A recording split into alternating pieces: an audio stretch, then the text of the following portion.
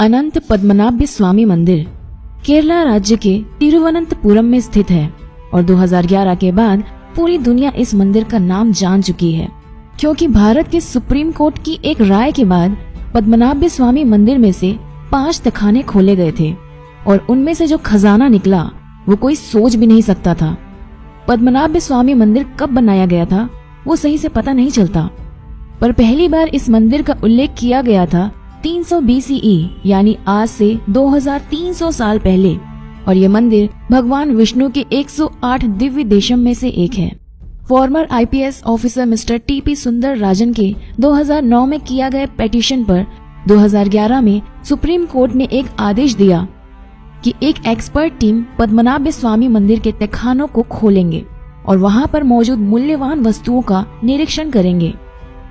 मंदिर के 6 तहखाने, जिनको A, B, C, D और F के नाम से जाना जाता है, उनमें से C, D, E और F को बहुत बार खोला गया है, और तहखाना A और B के अंदर कोई भी नहीं गया था। 2014 में द न्यू यॉर्कर मैगजीन ने मंदिर के ट्रस्टी VK हरि कुमार, जो तहखाना खोलने के दौरान वहां पर मौजूद थे, उनका इंटरव्यू लिया था, और उस इंटरव्यू से हम जान पाते हैं कि उस दिन वहां क्या हुआ था। जैसा कि मैंने पहले भी कहा था कि तहखाना C, D, E और F को खोला जाता है और A और B को नहीं, क्योंकि A और B को खोलने के लिए अलग चाबी की जरूरत पड़ती थी। तो उन चाबियों से वॉल्ट B को खोलने की कोशिश की गई।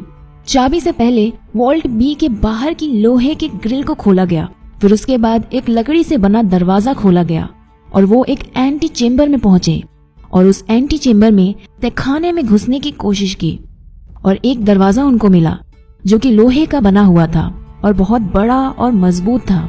उसे खोलने का कोई रास्ता नहीं था, ना कोई ताला ना कुछ। तो फिर उन्होंने ध्यान वॉल्ट A की तरफ दिया।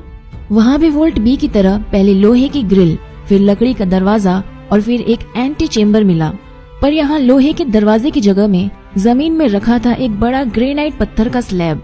बहुत देर बाद बहुत कोशिश करके उस पत्थर को जब हटाया गया तो उन्होंने देखा कि नीचे की तरफ एक सुरंग जैसा है जहाँ सीढ़ियां भी हैं और वहाँ घना अंधेरा था और एक बार में एक ही आदमी जा सकता था।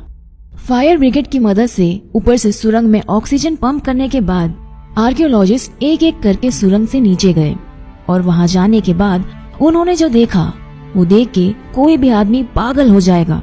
जो थोड़ी सी रोशनी ऊपर से आके सुरंग से गुजर के तहखाने में घुस रही थी, उससे लगा कि जैसे अंधेरी रात में लाखों तारे जल रहे हों। पूरा तहखाना हीरे जवाहरात सोने से भरा हुआ था और 15 लोगों को पूरा दिन लग गया उस तहखाने का सारा खजाना ऊपर लेकर जाने में। अब आप सुनिए कि वहाँ क्या क्या मिला। 3.5 फुट की बिल्कुल सॉलिड सोने से बनी हुई विष्णु जी की मूर्ति, जिनके शरीर में लगे हुए थे 100 से भी ज्यादा हीरे और रूबी। 18 फुट लंबी सोने की चेन, एक सोने का शेफ जिसका वजन था 500 किलो, 1200 सारापल्ली गोल्ड कॉइन जिनमें जवाहरात लगे हुए थे, 30 किलो की सोने की ढाल मतलब बॉडी आर्मर, बहुत सारी थैली भर भर के सोने की नेकलेस, अंगूठी, हीरे, रूबी, सैफायर्स, एमरल्ड, जेमस्टोन्स। कई सारे हीरे तो ऐसे भी मिले थे जो 110 कैरेट से भी ज्यादा के थे। अगर आपको कैरेट का हिसाब नहीं पता तो बस इतना जान लीजिए कि कोहिनूर जो अंग्रेज लेकर चले गए थे वो केवल 105 कैरेट की ही थी। चौंक गए? तो यार अपने खुले मुंह को बंद कर लो और आगे के लिए रेडी हो जाओ, क्योंकि अभी तो हम सिर्फ आधी दूरी तक ही पहुँचे हैं। तो चलिए कंटिन्यू करते हैं। सोने का नारियल जिसमें रूबी और एमरल्ड लगा हुआ था, 1 लाख से भी ज्यादा रोमन एम्पायर की gold coin, Napoleon, Mughal, Portuguese और ईस्ट इंडिया कंपनी के समय के बहुत सारे गोल्ड कॉइन्स, 800 किलो से भी ज्यादा वजन के स्वर्ण मुद्रा के स्तूप जो 200 BCE यानी आज से 200 साल पुराना, और एक एक की कीमत है 2.7 करोड़ रुपए। एक पूरा सोने का बना हुआ बहुत बड़ा सिंहासन जिसमें करीब 1000 हीरे जवाहरात लगे हुए थे, 3 स्वर्ण मुकुट जिनमें भी हीरे जवाहरात लगे हुए थे, 100 से भी ज्यादा सोने की चेयर और सोने से बने हुए हजारों बर्तन। तो कुल मिलाकर इस पूरे खजाने की कीमत हो गई $20 बिलियन यानी 1.3 लाख करोड़ रुपए। वो भी सिर्फ मटेरियल कॉस्ट यानी कि आज के दिन में बनाया होता। इसमें अगर इनके एंटीक होने की वैल्यू और कल्चरल वैल्यू लगाई जाए तो कम से कम 10 गुना कीमत और भी बढ़ जाएगी, मतलब $200 बिलियन।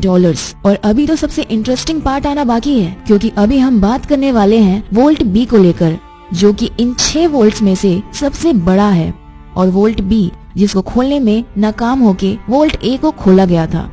तो हमने देखा कि वोल्ट बी के दोनों दरवाजे से अंदर घुस के भीतर के एंटी चेम्बर में जाकर उनको वो लोहे का दरवाजा मिला जिसको खोलने का कोई भी उपाय नहीं था।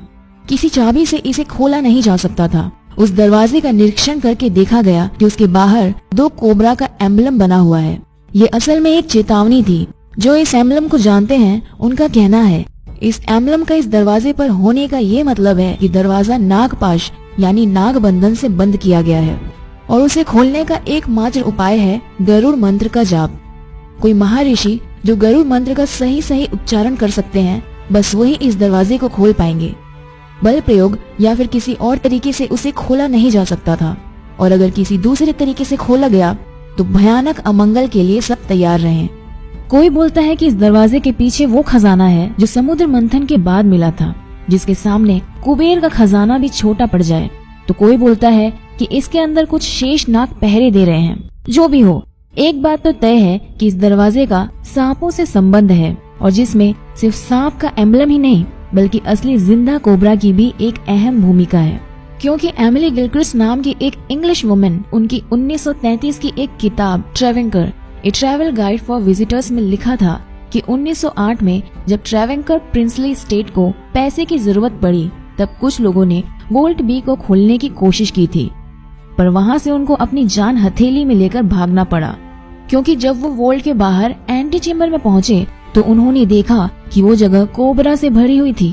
ट्रेवेंकर राज परिवार के रिकॉर्ड में पाया जाता है कि 1980 में एक बार वोल्ट बी को खोला गया था, उसके अंदर के खजाने की एस्टिमेट लगाने के लिए।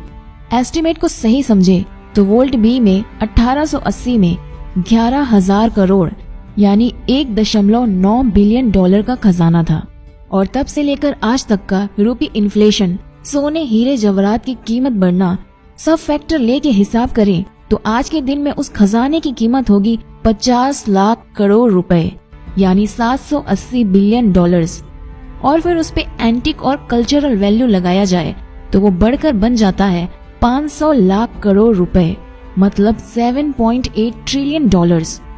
और अगर ये 500 लाख करोड़ का नंबर आपको कंफ्यूज कर रहा है तो फिर इससे कंपेयर कर सकते हैं आप कि भारत सरकार ने अभी हाल ही में PSU बैंक को रिकैपिटलाइज करने के लिए जो पैकेज की घोषणा की थी वो 2.11 लाख करोड़ की थी।